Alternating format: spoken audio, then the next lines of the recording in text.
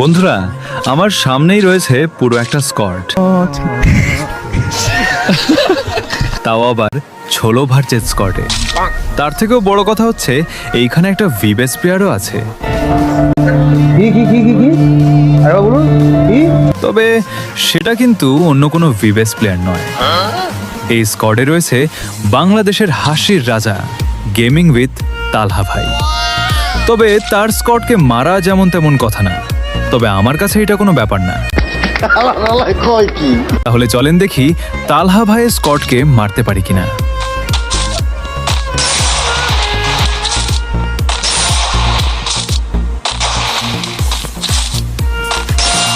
Already 3টাকে down করে দিয়েছি।